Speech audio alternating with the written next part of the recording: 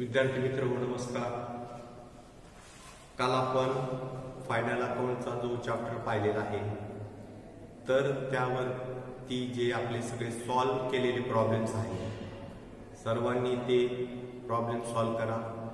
त्याच्यानंतर एक्सरसाइज जे आहे तर एक्सरसाइज मधले प्रॉब्लेम्स पण सॉल्व करा. त्याच्यावरचे ऑब्जेक्टिव्ह क्वेश्चन्स आहेत ते सॉल्व करा, कारण आपल्याला 12च्या दृष्टीने ते अत्यंत महत्त्वाचा असा स्टडी आहे. तर सर्वांनी हे करायचं आहे. आज आपण चॅप्टर नंबर 10 तो सुरू करत आहोत. पान नंबर 333 वर चॅप्टर आहे. सर्वांनी 333 पान नंबर पहा. सिंगल एंट्री सिस्टीम जो आपण चॅप्टर सुरू करत आहोत त्याचं नाव आहे single entry system. Single entry म्हणजे एकदाच नोंद झालेल्या ट्रान्झॅक्शनची एकाच वेळेस नोंद करायची किंवा ते ट्रान्झॅक्शन एकदाच रेकॉर्ड करायचं. त्याचं आपण इन्फॉर्मेशन पाहूया. इंट्रोडक्शन पाहूया. We have studied double entry system of sole trading concern in previous chapters. आपण पाठीमागच्या चॅप्टर्समध्ये डबल एंट्री सिस्टीम जे आहे त्याचा अभ्यास केलेला आहे.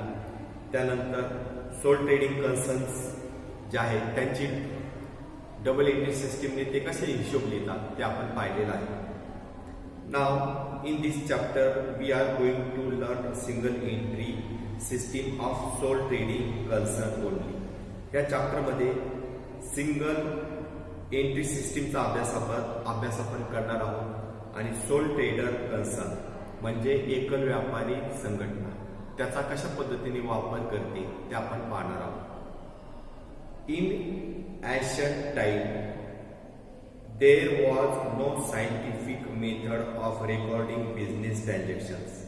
विद्यार्थी मित्र हो, प्राचीन काळी जे झालेलं ट्रान्झॅक्शन्स आहेत बिझनेस ट्रान्झॅक्शन तर ते सायंटिफिक पद्धतीने शास्त्रशुद्ध पद्धतीने ते कसे लिहायचं एवढं ज्ञान त्या काळी नव्हतं. They were maintaining a record of business transactions by their traditional methods. तर पूर्वी झालेले जे बिझनेस ट्रान्झॅक्शन्स आहेत तर ते पारंपरिक पद्धतीचा वापर करून लिहिले जायचे. Single entry system can be useful suitable for small size business where the number of transactions are small. Single entry जे आहे तर त्या पद्धतीने छोट्या व्यावसायिकांना झालेले ट्रान्झॅक्शन लिहिणं सोपं जातं आणि त्याचं कारण असं आहे की त्यांचे नंबर ऑफ ट्रान्झॅक्शन्स म्हणजे त्यांचे ट्रान्झॅक्शन्स किंवा झालेले व्यवसाय काय असतात व्यवहार काय असतात खूप कमी असतात. Single entry system is not particular system of accounting, rather it is double entry system is an incomplete and unscientific form. तर विद्यार्थी मित्र हो, जर आपण डबल एंट्री आणि सिंगल एंट्रीची तुलना केली तर सिंगल एंट्री पद्धत जी आहे ती अपूर्ण ज्याला इनकम्प्लीट म्हणतो किंवा अशास्त्रशुद्ध अशी पद्धत आहे. त्यानंतर पान नंबर 334 बघा. Meaning of single entry system. Single entry सिस्टीमचा अर्थ बघूया. Under this system cash book and personal accounts of debtors and creditors are maintain. तर सिंगल एंट्री पद्धतीप्रमाणे कॅश बुक तयार केलं जातं. पर्सनल अकाउंट्स जे आहेत डेटर्सचेच म्हणजे कर्जदाराचे आणि क्रेडिटर्स म्हणजे सावकाराचे तयार केले जातात. Real and nominal accounts are not maintain. Real आणि नॉमिनल अकाउंट्सचा उपयोग केला जात नाही.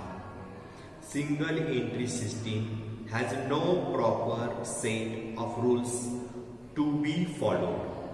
तर महत्वाची गोष्ट अशी आहे की अकाउंट्स जे रूल्स आहेत नियम आहेत तर त्याचा वापर सिंगल एंट्री पद्धतीमध्ये केला जात नाही. आता आपण त्याची व्याख्या पाहूया. डेफिनेशन. कोहलर यांची डेफिनेशन आहे a system of bookkeeping in which, as a rule, only records of cash and personal accounts are maintained. Single entry पद्धत अशी पद्धत आहे की ज्यामध्ये कॅश आणि पर्सनल अकाउंट्स मेंटेन केले जातात, लिहिले जातात. It is always incomplete double entry varying with the circumstances. तर ही पद्धत जी आहे परिस्थितीप्रमाणे बदलणारी अशी अपूर्ण अशी हिशोबाची पद्धत आहे. त्यानंतर विद्यार्थी मित्र, आपण सिंगल एंट्रीची काही माहिती घेऊया. जर आपण डबल एंट्री आणि सिंगल एंट्रीचा डिफरन्स पाहिला तर काय फरक आहे. सिंगल एंट्री जी आहे ती अशी पद्धत आहे, under this system each transaction is not recorded with dual aspect. Single entry पद्धतीप्रमाणे झालेले जे ट्रान्झॅक्शन आहे तर त्याचे दोन इफेक्ट्स, त्याचे दोन परिणाम नोंदवले जात नाही. म्हणजे झालेल्या ट्रान्झॅक्शनची एकदाच नोंद केली जाते. त्यानंतर बघा, under this system personal accounts and cash accounts are maintain. या पद्धतीप्रमाणे पर्सनल अकाउंट आणि कॅश अकाउंट्स मेंटेन केले जातात. पर्सनल अकाउंट आणि कॅश अकाउंटमध्येच हिशोब लिहिला जातो. Real and nominal accounts are not maintain. Real आणि नॉमिनल अकाउंट्स मेंटेन केले जात नाही.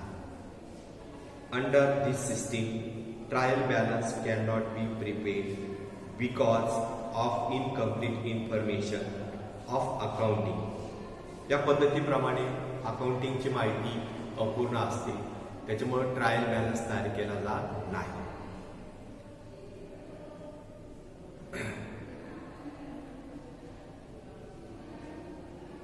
Arithmetical accuracy of the accounting cannot be verified. आकडेवारी जी असते तर त्याची अचूकता ही तपासली जाऊ शकत नाही. Under this system profit and loss account is not prepared to find out net profit और नेट लॉस. या पद्धतीप्रमाणे म्हणजेच सिंगल एंट्री पद्धतीप्रमाणे प्रॉफिट आणि लॉस अकाउंट तयार केलं जात नाही, ज्यामुळे आपल्याला नेट प्रॉफिट किंवा नेट लॉस समजत नाही. Under this system only statement of affairs is prepared. या पद्धतीप्रमाणे स्टेटमेंट ऑफ अफेअर्स तयार केलं जातं. Balance sheet is not prepared. Balance sheet तयार केलं जात नाही. त्यानंतर बघा विद्यार्थी मित्रांनो, single entry system is only useful to small business concerns. जे छोटे व्यावसायिक आहेत अशांसाठी ही उपयोगी अशी पद्धत आहे.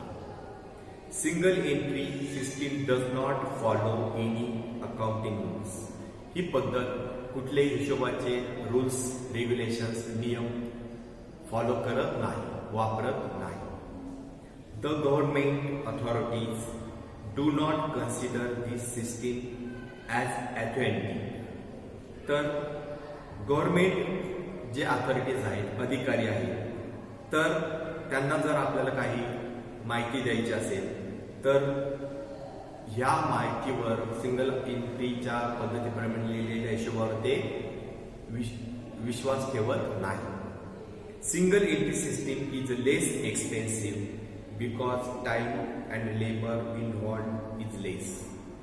सिंगल एंट्री पद्धत जी आहे ही एक्सपेन्सिव्ह म्हणजे महाग आहे, कारण याच्यामध्ये टाइम आणि वेळ जो आहे, टाइम आणि लेबर जे हे लेस एक्सपेन्सिव्ह म्हणजे कमी महाग आहे. म्हणजे डबल एंट्रीच्या तुलनेत ही कशी आहे, स्वस्त आहे, कारण याच्यामध्ये वेळेची बचत होते आणि आपल्याला हिशोब लिहायला कमी लोक ठेवावे लागतात. With the help of statement of affairs we can understand the estimated financial position of the business.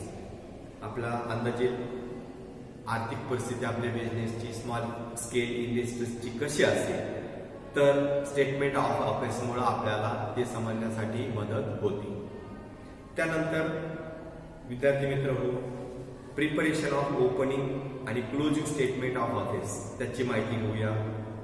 To find out financial position of the business under single entry system following statements are prepared. आपल्या बिझनेसची financial position कशी आहे, आर्थिक स्थिती कशी आहे हे समजण्यासाठी सिंगल एंट्री सिस्टीम प्रमाणे खाली दिलेले स्टेटमेंट्स तयार केले जातात. पहिला आहे ओपनिंग स्टेटमेंट ऑफ अफेअर्स, दुसरा आहे क्लोजिंग स्टेटमेंट ऑफ अफेअर्स आणि तिसरा आहे स्टेटमेंट ऑफ प्रॉफिट और लॉस. तर पहिलं स्टेटमेंट पाहूया, statement of affairs. A statement of affairs is a statement of assets and liabilities. It is as good as balance sheet. विद्यार्थी मित्रांनो, स्टेटमेंट ऑफ अफेअर्स हे बॅलन्स शीट सारखं असतं. Balance sheet मध्ये ऍसेट्स आणि लायबिलिटीज असतात, त्याचप्रमाणे स्टेटमेंट ऑफ अफेअर्स मध्ये ऍसेट्स आणि लायबिलिटीज असतात. राईट हँड साइडला ऍसेट्स रेकॉर्ड केले जातात, तर लेफ्ट हँड साइडला लायबिलिटीज रेकॉर्ड केल्या जातात. Statement of affairs is prepared under single entry system in order to find out the amount of opening or closing capital of business. Statement of affairs जे आहे त्याच्यावरनं आपल्याला आपल्या बिझनेसची ओपनिंग आणि क्लोजिंग कॅपिटल किती आहे ते समजते. नंतर आपण ओपनिंग स्टेटमेंट ऑफ अफेअर्स पाहूया. Opening statement of affairs is prepared to find out opening capital balance. Opening capital balance शोधण्यासाठी ओपनिंग स्टेटमेंट ऑफ अफेअर्स तयार केलं जातं. त्याचा फॉर्म्युला असा आहे, opening capital is equal to opening assets minus opening liabilities. Opening assets मधनं opening liabilities आपण वजा केल्यानंतर आपल्याला ओपनिंग कॅपिटल मिळतं. त्यानंतर क्लोजिंग स्टेटमेंट ऑफ अफेअर्स पाहूया. Closing statement of affairs is prepared at the end of the accounting year to find out the closing capital balance. Closing statement of affairs हे closing capital balance किती आहे हे समजण्यासाठी accounting इयरच्या शेवटी तयार केलं जातं. त्याचा फॉर्म्युला असा आहे, closing capital is equal to closing assets minus closing liabilities. त्यानंतर विद्यार्थी मित्र, पान नंबर 336 वर स्टेटमेंट ऑफ अफेअर्सचा फॉर्मॅट आहे तो पाहूया. म्हटल्याप्रमाणे तो बॅलन्स शीट सारखा असतो. In the books of statement of affairs as on dash. Liability साईडला दिलेला आहे आपल्याला sundry creditors, bills payable, outstanding expenses, bank overdraft, bank loan आणि कॅपिटल आपण शोधणार आहोत ती बॅलन्स शीट फिगर आहे. म्हणजे आपल्याला ऍसेट्स वरनं लायबिलिटीज वजा केल्यानंतर कॅपिटल समजतं.